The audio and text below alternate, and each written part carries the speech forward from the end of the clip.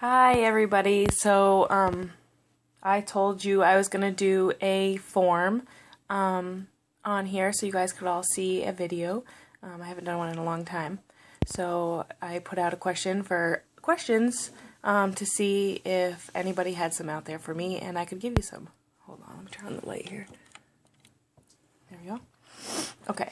Some of the questions I got from people. Oh man, I am a hot mess today. Whew. How to lose weight in your stomach. Okay. You cannot spot train your body, which means say, I don't like the flab in my arm under here. You can do tricep work to try to burn enough calories in that area or to build muscle in that area to get the fat to go away. But you can't just say I'm going to do that and it's going to work. Like you can't say, well, I'm going to do 1,000 sit-ups and then my stomach will be gone. It doesn't work that way. The stomach is the hardest part to lose. For me anyways. Maybe women, I would say in general. I've noticed a lot of men, they find it easier to lose weight in that area, but women, we put it on first in that area and it comes off last. That's how I see it in my book because that's the hardest area I'm having right now. Burning fat and building muscle in is my stomach. So the easiest way I would go about telling you how to lose your stomach is the way that I found it has been going down for me. One, I switched to clean eating. And that really helped. I started losing a lot of weight everywhere when I switched to clean eating, but I really noticed my stomach started burning better when I was clean eating, not eating sugars or refined white flour, processed foods. It also made me lose water weight because of all the carbs that I was taking in. So clean eating is the first step. I really don't train abs. I do more now because of the training program I'm on. She has me doing a lot of ab work, but I never did. I would probably do maybe like 1 day of abs a week, and then it would only be probably 2 or 3 exercises that time that I would do ab work. I have finally just started seeing my stomach going down recently. I know in pictures it really looks like I've lost a lot in my stomach, but if I don't tighten my core and let it all hang out, it's not a pretty picture, let me tell you. It's going to be an area I'm going to have to work with a lot. That's kind of what's holding me back from really wanting to compete is I just don't feel like I'm ever going to have that flat belly without plastics. So that's that. Somebody else asked me what HIIT exercises give you the best results. HIIT means high intensity interval training. So before I hired the trainer that I have now, I used to do HIIT sessions maybe once a week with a friend of mine at the gym. And we would do probably like 10 minutes of a cardio, high, very fast, very intense, low resistance, high resistance, low speed. And so we would do 10 minutes of that, and then we'd go and do jumping jacks or, side plank, front plank, other side plank, mountain climbers, push-ups, squat. We would do body squats, kettlebell swings, and then back. We would do all of that within, the first 10 minutes, and then we'd go 10 minutes on the cardio again, and we'd keep going back and forth like that between quick, fast exercises, body weights, or low intensity weights so you don't hurt yourself because you're going so quickly. Like low dumbbells or low kettlebell weights, nothing over 20 pounds. And we would do, it would probably take a HIIT, any normal HIIT would probably take about 35 minutes. So we do probably up to 1 or 2 cardio sessions in there. So it would be, cardio would be 20 minutes and there would be 10 minutes of us doing the exercises in between. I would have to really write it down to break it down for you.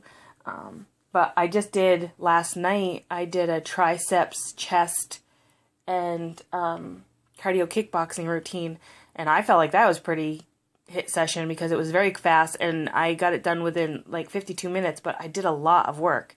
And 20 minutes of that was just the cardio kickboxing.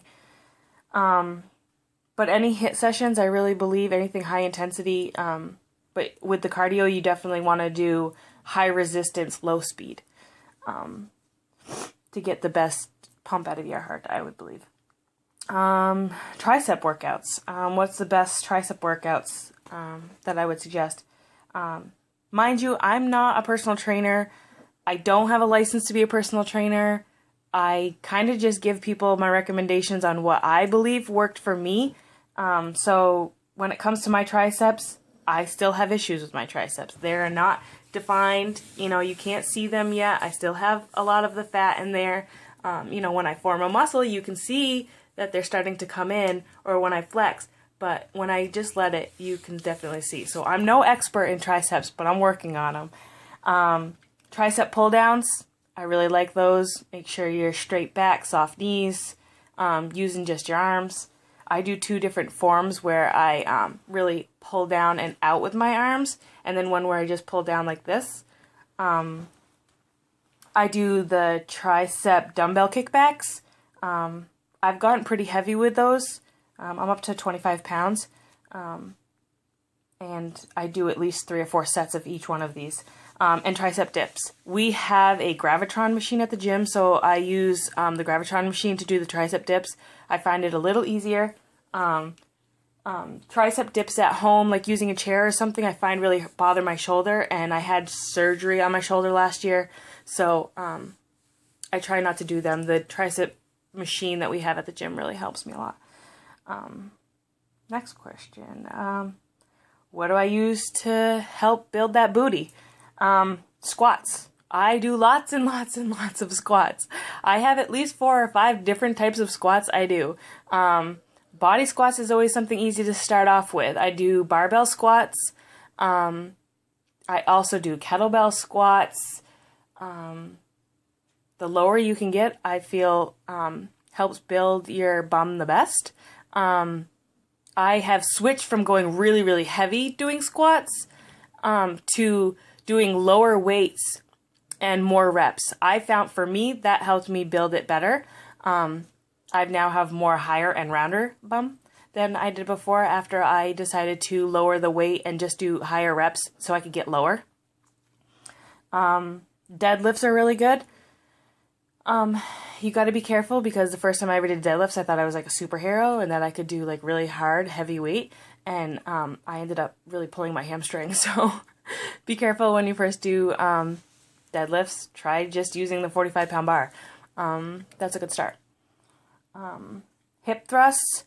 I really like the barbell hip thrusts. I find there that the heavier I go, the more intense feeling on my hamstrings the next day, and that's an area that I'm really trying to work out right now is my hamstrings. I have a lot of cottage cheese looking stuff working on the back there, and I'm trying to get it nice and smooth. So high bum, smooth hamstrings, that's what I'm working for right now. So hip thrust with barbell, I'm up to about 130 pounds, but like that's the same thing. You want to start off low and work yourself up so you don't end up hurting yourself. I also just recently, because of my trainer, started doing more on the floor at home leg workouts when I can't make it to the gym. So on the weekend, she'll have me do like a home leg workout, and it's all just your own body weight. So like bridges or leg lifts or, side leg lifts. I did a routine on Sunday that she had me do, and it only lasted probably, I want to say 45 minutes, and my bum hurt so bad still today. So that was that was Saturday that I did the leg workout, and my right butt cheek hurt so bad. I think I pulled something in it, and I had no weight except for my own body getting my ass off the floor. And I'm telling you, it is so sore today. I couldn't even get out of the car after I left the gym today. So you'd be amazed how much your own body weight, just lifting your body off the floor, can work your booty. Again, one of the questions was, what's the best food plan I've tried? I've had a couple trainers that I've always worked with.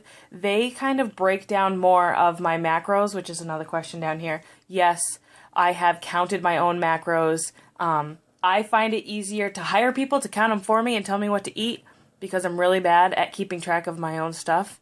But if you give me a plan, I'll follow it to the T. I'm just really bad at figuring out stuff by myself. I just don't want to have the time or the patience to figure it out. So I'd rather pay somebody to give me the directions on how to do it, and then I'll just follow what they tell me to. But yes, I think currently right now, my trainer is pretty much figuring out what I need for macros week per week on how my weight goes and how I lose weight and how I burn fat by following my pictures and stuff. But other than that, I've always just stayed clean eating. I don't eat any white processed carbs. I don't eat any processed food. Don't get me wrong. I have had my cheat meals. I will go to a party, and if they're having cake and I feel like I'm not competing in a fitness show next week, that I can have a piece of cake. So I will have that piece of cake. But I pretty much stick usually to clean eating and no sugar.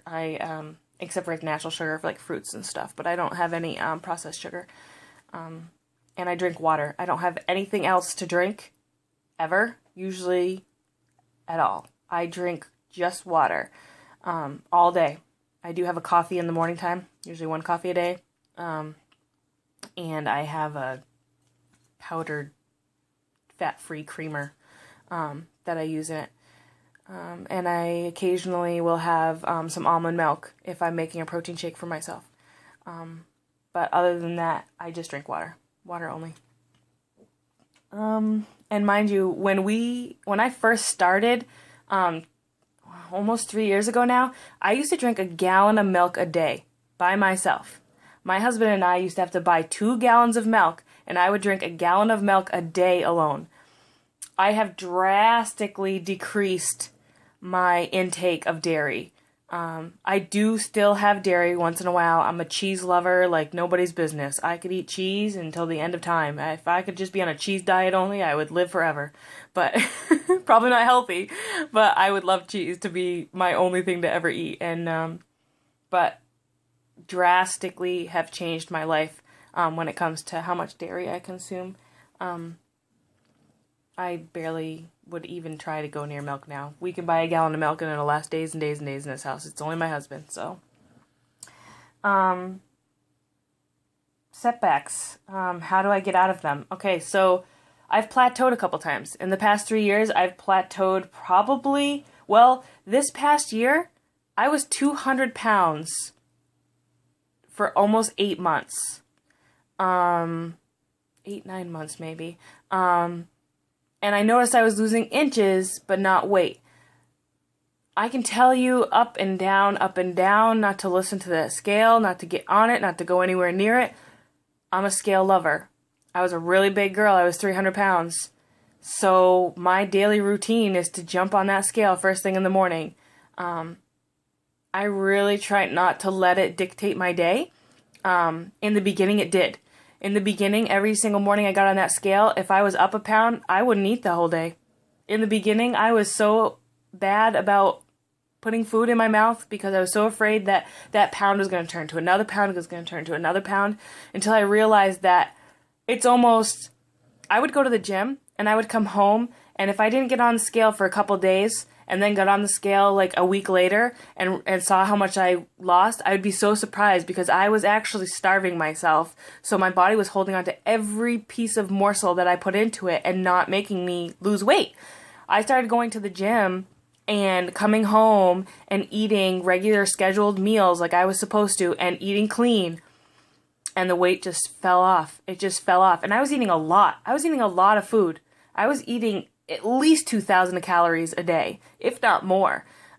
Yes, I was working out a lot too, and I was very high cardio junkie. In the beginning, I ran, and I was on the treadmill for hours at a time, and I'm not saying that's wrong. some people love cardio, and that's great. And if that's what you love, then that's great for you. I'm happy. I love bodybuilding and I love weights. So I'm going to lift and try to not do as much cardio. But I'm learning new ways. My trainer has me doing all sorts of stuff that I never thought I'd do before. But I'm following her rule, and hopefully it'll all work out for the best. So far, so good. And that's all the questions that I got. So I'm really sorry, and I apologize if you actually are going to sit and watch this whole 15-minute video.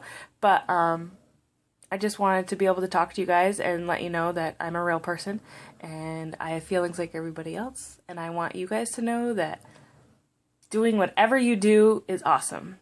And waking up every morning and feeling awesome about yourself is the best thing. And I've never felt as good as I do now, and I'm 33 years old, and let me tell you, I was devastated to turn 30. I thought it was the end of my life. I was never going to be able to be in my 20s again, and I was going to die. I don't know. I thought being 30 was horrible, but let me tell you this. When I was 29, I was the most unhealthiest person I had ever met, and I was over 300 pounds.